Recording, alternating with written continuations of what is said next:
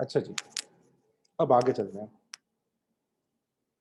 Sir. इसके बाद क्या होगा? इसके बाद हम ऐड करेंगे प्रॉफिट। 35,000 ये आपके पास इनकम स्टेटमेंट से आएगा। Add profit for the 651। मैं इसको ब्लू कलर से लिख दूं ताकि वो मज़ा ख़राब नहीं हो। 62,350 और इसका प्रॉफिट आप लोगों ने फाइंड किया था 36,000। 35,000 सर, 35,651। ओके बेटा। अच्छा जी, इसके बाद सर क्या होगा? इसके बाद हम क्या करेंगे? ड्राइंग को एडजस्ट करेंगे अगर ड्राइंग हुई है। अच्छा, ड्राइंग पे आगे मैं स्टार लगाऊंगा। इन फिगर्स में विजिलेंट रहना है। सीन ये होता है कि ड्राइंग्स में प्लस माइनस प्लस ज्यादातर होगी, मतलब वो तोड़ तोड़ के दे रहा है, स्टॉक के अलग देगा, बैंक के अलग देगा। सर ड्राइंग में क्या करना होगा? ड्राइंग में आपने एक तो एडजस्टमेंट्स देखनी होगी। क्या देखनी होगी? एडजस्टमेंट्स। क्योंकि समटाइम एडजस्टमेंट्स के अंदर वो आपको बताता है कि हमने कितने गुड्स विड्रॉ किए थे। गुड्स की ड्राइंग दे रहा होगा एडजस्टमेंट्स में।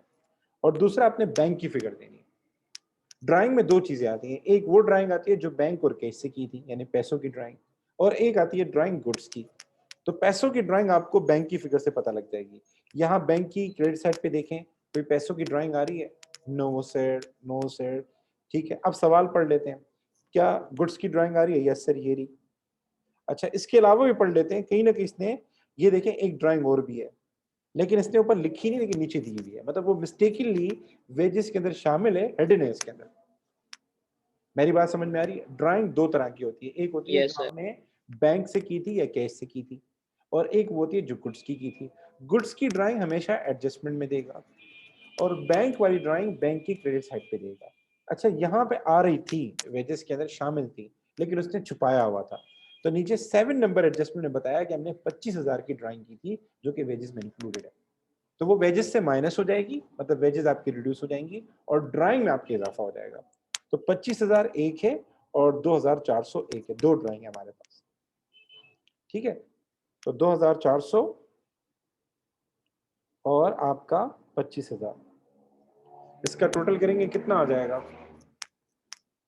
27,400, ऐसे ही है। 400।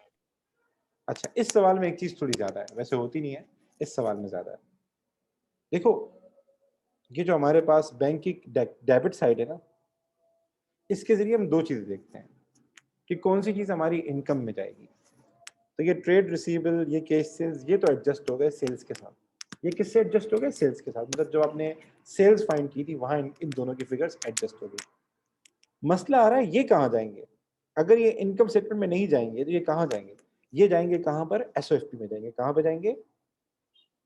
एसओएफपी में जाएंगे। मैं दोबारा रिपीट कर दूं, बैंक की डेबिट साइड पर आपके पास दो चीजें आती हैं। कुछ चीजें वो होती है जिसका ताल्लुक आपकी इनकम स्टेटमेंट से होता है, तो उसमें आता है ट्रेड रिसीवेबल, उसमें आता है कैश सेल्स, उसमें आता है कोई अगर आपने नॉन करंट एसेट बेचा हो वो आएगा, मतलब उस पर लॉस या गेन वो आएगा। ठीक है, ये तो हो गया इनकम स्टेटमेंट। और कुछ चीजों का ताल्लुक आपकी एसओएफपी से होता है। लाइक फॉर सपोज अगर ऑनर ने एडिशनल इन्वेस्टमेंट की है तो वो जाएगा कैपिटल में एज एन एडिशनल कैपिटल, उसमें ऐड होगा कैपिटल एट स्टार्ट में। इसी तरीके से अगर आपने कोई लोन अक्वायर किया है तो उससे आपकी नॉन करंट लायबिलिटी में इजाफा हो जाएगा। ठीक है, तो यहाँ दो चीजें आ रही है, एक आ रहा है कैपिटल, मतलब फर्दर इन्वेस्टमेंट की है, तो ये कैपिटल एट बिगिनिंग में क्या हो जाएगा? ऐड हो जाएगा। और एक आ रहा है लोन, मतलब आपने लोन लिया इस साल, तो इसकी एंट्री ये होगी, बैंक हो जाएगा डेबिट और आपका लोन अकाउंट क्या हो जाएगा? क्रेडिट हो जाएगा। मतलब ये नॉन करंट लायबिलिटी में जाएगा। हम डबल एंट्री करते हैं प्रॉपर, जैसे कैपिटल यहाँ डेबिट हो रहा है, मतलब बैंक डेबिट हो रहा है, तो कैपिटल का अकाउंट क्या हो जाएगा? क्रेडिट हो जाएगा। इसकी ट्रीटमेंट क्या होगी? हम यहाँ पर लिखेंगे एडिशनल कैपिटल, यहाँ पे लिखेंगे एडिशनल कैपिटल। ये इस सवाल में आई है, बहुत कम सवालों के अंदर ये चीज आती है। तो यहाँ हम लिखेंगे एडिशनल कैपिटल, और यहाँ पे हम जाके लिखेंगे कितना अमाउंट था? 36,000। इसका टोटल कर लेते हैं, यू विल गेट सर ये 106। 36,000। ये ऊपर आया बैंक की डेबिट साइड से। बैंक की डेबिट साइड पे ऑनर ने क्या किया? फर्दर इन्वेस्टमेंट की है, आप देख लें।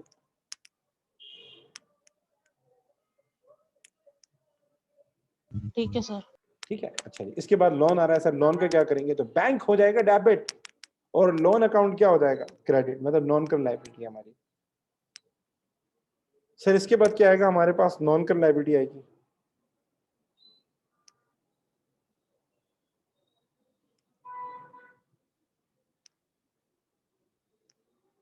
नॉन करंट लायबिलिटी में हम क्या लिखेंगे? हम लिखेंगे लोन। अच्छा, लोन ज्यादातर सवाल में गिवन होता है तो हम क्लोजिंग वैल्यू लेते हैं।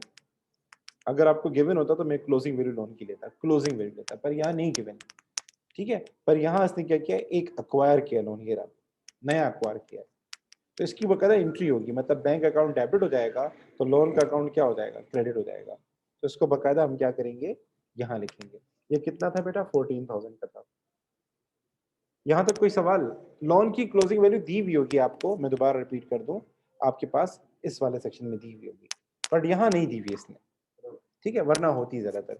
और उसके अलावा आपको बैंक की डेबिट साइड पर क्या नाम है अपना, अगर इसने कोई लोन दिया हुआ है तो वो शो करेगा। इस सवाल में क्लोजिंग वैल्यू नहीं दी, लेकिन बैंक की डेबिट साइड पे इसने बताया कि हमने लोन अक्वायर किया इससे, तो हम लिखेंगे।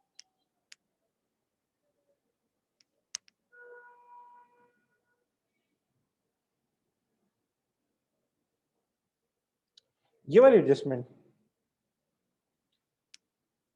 हाँ ये वाली एडजस्टमेंट ये कह रही है कि हमने लोन अक्वायर किया था, 5 साल में पे करना है। ये लोन की एडजस्टमेंट है, ये नॉन करंट लायबिलिटी है।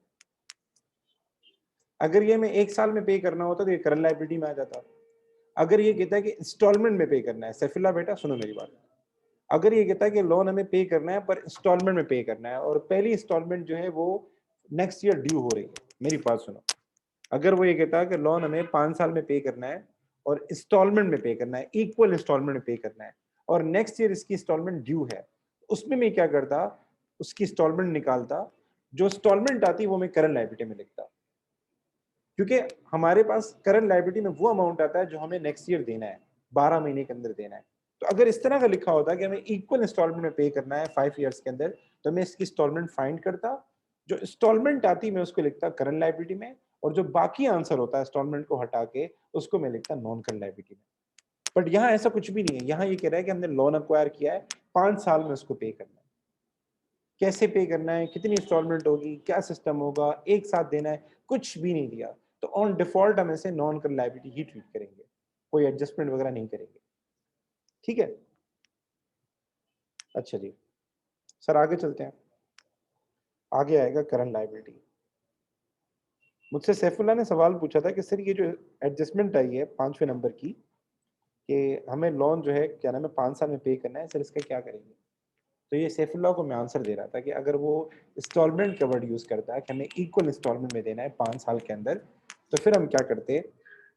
लोन की पूरी अमाउंट यहाँ नहीं लिखते, इसको ब्रेक करते 5 हिस्सों में। तो एक हिस्सा हम लिख लेते करंट लायबिलिटी में जो कि इंस्टॉलमेंट है एक, और बाकी अमाउंट हम क्या करते हैं उसको वहां लिख लेते हैं नॉन करंट लायबिलिटी। ठीक है, ये शायद मैंने आपको बताया भी सोल ट्रेडर के अंदर कि अगर हमारे पास 20,000 का लोन है और हर साल 4,000 रुपए देने हैं, तो 20,000 हम नहीं लिखेंगे पूरा यहाँ पे, फिर यहाँ लिखेंगे 16,000 और यहाँ लिखेंगे 4,000, यानी एक इंस्टॉलमेंट यहाँ पर आएगी जो आपने अगले साल पे करनी है। तो ये वाली बात मैं सैफुल्लाह को बता रहा था। ठीक है। अच्छा, यहाँ पे आएंगे, यहाँ आएगा ट्रेड पेबल। ट्रेड पेबल सवाल में दिए हुए हैं, नहीं दिए होते तो क्या करते? फिर क्लोजिंग वैल्यू सारी दी हुई है, अगर नहीं दिए होते तो क्या करते? सर अकाउंट बना लेते। एक्सीलेंट एक्सीलेंट, नहीं दिए तो सीधा सीधा अकाउंट बनाते। ठीक है बेटा, ये देखिए आ गया। अच्छा जी, अब आगे चलते हैं। आगे आएगा हमारे पास अदर पेबल। अदर पेबल में हमारे पास कोई एक्सपेंस ओविंग हो तो वो आएगा, तो हम देख लेते हैं। एक तो एक्सपेंस ओविंग इसने दिए हुए यहाँ पे, तो हमारे पास एक ही है एक्सपेंस ओविंग यहाँ पे, ये वाला रेट्स ओविंग, लेकिन इसकी क्लोजिंग, इसकी क्लोजिंग वैल्यू नहीं दी हुई इसकी। मोटर एक्सपेंस भी है ओविंग, लेकिन इसकी अगेन क्लोजिंग वैल्यू नहीं दी हुई, मतलब क्लोजिंग क्या क्या लगाया? डेश लगाया, मतलब साल के आखिर में नहीं है, साल के शुरू में था। और हम कब बना रहे हैं एसओएफपी? साल के आखिर में। तो सर कोई और एक्सपेंस आ सकता है, तो जहां जहां लोन आ जाए ना, मैं अगेन रिपीट कर रहा हूँ बात, जिस सवाल में लोन आ जाए वहां थोड़ा ख्याल करना, क्योंकि लोन का जो इंटरेस्ट होता है ना, इंटरेस्ट, वो कभी कभार हमारा अदर पेबल में चला जाता है। तो इधर आपने इंटरेस्ट फाइंड किया था अगर आपको याद हो, 14,000 का हमारा लोन है और 14,000 रुपए के ऊपर आपने परसेंटेज लगाई थी 10%, अगर आपको याद हो। 14,000 पे आपने लगाया था 10% और फिर उसको अपोर्शन into 6/12। हाँ, तो ये आ गया था आपके पास 700, अगर आपको याद हो। मुझे बताइए ये आपने पे किया है लोन, इसकी इंटरेस्ट पे किया है? क्या बैंक की क्रेडिट साइड पे कोई इंटरेस्ट आ रहा है? नो सर, ये हमने पे तो नहीं किया ना। तो हमारे नो पास सर। सम टाइम ये होता है कि जो इंटरेस्ट ऑन लोन होता है वो छुपा हुआ होता है। लाइक उस दिन भी मैं आपको बता रहा था कि सम टाइम नॉन कैश में इसको मैंने डाल दिया था। मतलब कभी कभार वो क्या करता है, आपको बैंक की क्रेडिट साइड पे नहीं देगा ये, लेकिन ये हिडन होता है। इस पे जहां सवाल में लोन आ जाए ना, वहां आपने ख्याल करना है। तो हम क्या करेंगे, यहां जाके ये वाला इंटरेस्ट लिख लेंगे, दैट इज 700, और टोटल करेंगे ये आ जाएगा 4,400, और इन सब का नेट करेंगे तो ये आ जाएगा 125। ये हमारे पास हो जाएगा कैपिटल एंड लायबिलिटीज।